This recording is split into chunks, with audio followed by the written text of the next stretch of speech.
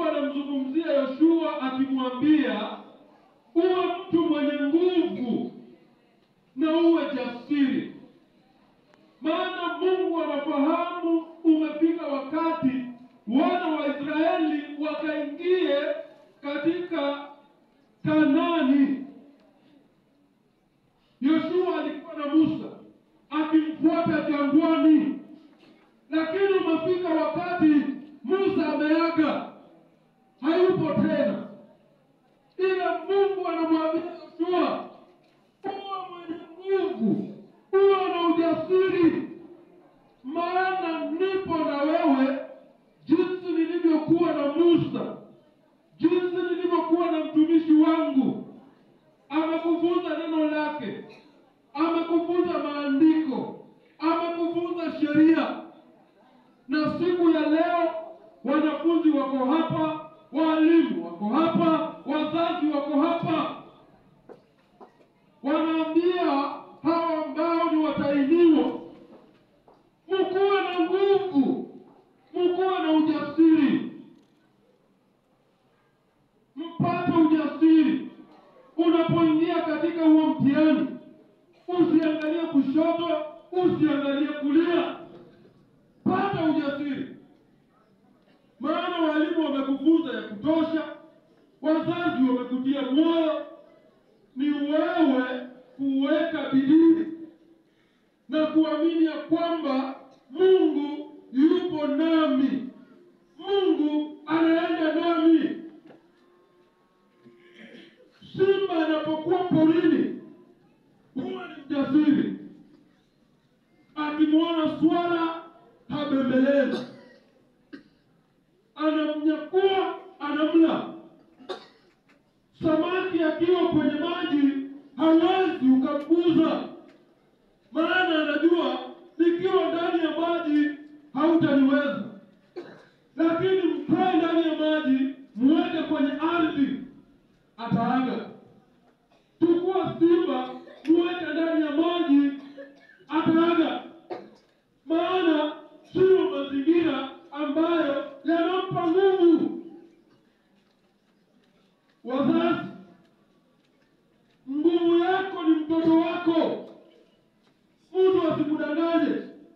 Nguvu haitoki kwingine ila kwa huyu mtoto. Biblia inasema watoto wetu ni kama mishale ya yule ambaye ni shujaa. Heri yeye ambaye kwenye poti lake ana mishale ya kutosha ya kumkabili adui. Walimu, hii ni taa ya shule. Mtu anapomwangalia mwanafunzi, haoni tu mwanafunzi peke yake, anaona shule ya Mogoyo. Kwa hivyo ni taa. Shule inapong'aa, mwalimu, hata wewe utatembea ukiringa, utatembea umejibeba juu vizuri, maana unajua uko na ujasiri wa kazi ambayo umefanya. Mwanajeshi anapoenda vitani, haendi akiwa uchi, anaenda amevaa silaha, anapitia mafunzo, anajua ni kumalize ama unimalize, nimalize vita hivi ama vita vinimalize. Kwa hivyo ni wewe kujiuliza, ujasiri wako unatoka wapi? Ujasiri wako uko kwa kitu gani? Na Mungu anatueleza jioni ya leo ya kwamba tuwe na ujasiri, maana yupo pamoja nasi. Hakuna mlima mgumu, hakuna kitu kigumu mbele ya Mungu. Wewe kama mzazi, weka matumaini, weka moyo. Wewe kama mtahiniwa, umeingia mtihani ya kwanza, umeenda ya pili, weka ujasiri. Simama kama mlima Zayuni. Hata mwalimu unapotembea wakikuuliza matokeo yako aje, unasema yako sawa. Maana ujasiri wako hautoki tu kwako peke yake. Ujasiri unatoka kwa Mungu. Biblia inasema, heri yule mtu anayeweka tumaini lake ndani ya Mungu, sio ndani ya mwanadamu. Weka tumaini ndani ya Mungu. Unatoka unaenda senior school, unaenda katika kiwango kingine cha maisha. Utaingia ukiwa mwoga ama utaingia ukiwa na ujasiri. Unaenda grade 7, unaenda kwa huo mtihani, utaingia ukiwa mwoga ama utaingia na ujasiri. Usema nimeona wale ambao wamesoma, wamefanya mtihani, wakapita. Na mimi naamini pia na mimi sitakosa. Nitakanyaga kwa zile nyayo ili nionyeshe ushindi wa Bwana. Mungu hakuondolea Yoshua wale ambao alienda kupigana nao. Bado walisalia pale. Lakini tumaini lake lilikuwa ya kwamba kweli Mungu yu pamoja nami. Hapo ndipo ujasiri ulipotoka. Hapo ndipo imani ilipotoka.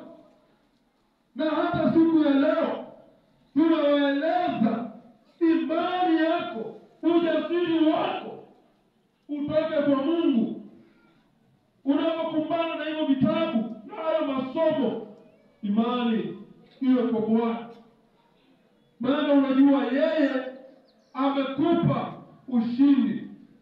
Kama mzazi, changamoto zipo mingi, majaribu yako mengi, lakini unazidi kusema ninamtumainia Bwana, maana ninajua nitashinda. Kama ni mwalimu, zidi kumtumainia Mungu ya kwamba jitihada zako hazijaenda bure.